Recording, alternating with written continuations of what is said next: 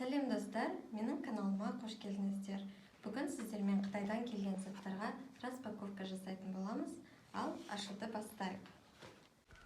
Ең бірінші коробкамызды ашып көрейік. Бұл бізде коробканың көлемі орташа. Ішінде бізде кішкентай балаларға арналған ойыншық. Ойыншықтың коробкасы еш жері бүлінбеген, мыжылмаған. Енді ойыншықтың өзін ашып көрейік. Ойыншықтың сайттағы суретін салып қойдым, салыстырып көріңіздер, сәйкес келеді ма? Және де комментарияға жаза өтіңіздер.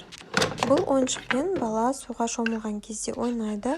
Өзінің арнайы ожауы бар, сол ожаудың көмегімен ойыншықтың үстіне су құяды. Су құйған кезде осылай айналады. Келесі затымызға распаковка жасайтын боламыз. Бұл бізде кішігірім ойыншық. Бұл ойыншықты да бала суда шомылған кезде ойнайды. Ваннаға суға салған кезде бұл ойыншықтың төбесінен су атқылайды, яғни кит ойыншығы. Осы ойыншықтың сайттағы суретін салып қойдым, салыстырмалы түрде салыстырып көріңіздер. Коробкада өзімен бірге батарейка және де астын ашатын отвертка салынған. Келесі затымызды ашып көрейік. Бұл бізде ер азаматтарға арналған үш киім. Бұл үш киімнің сайттағы суретін салып қойдым, салыстырып көріңіздер.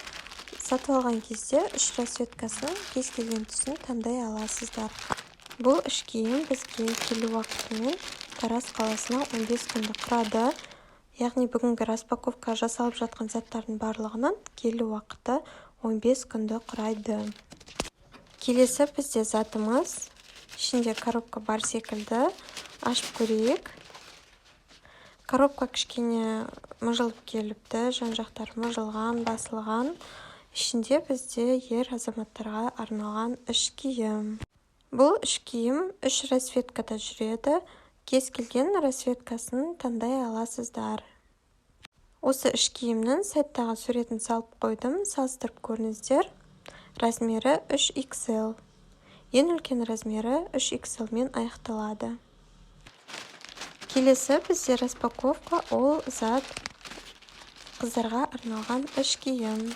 Сайттағы суретін қойып қойдым, салыстырып көріңіздер. Өте жұмсақ, материалы әдемі және де запаскасы бар.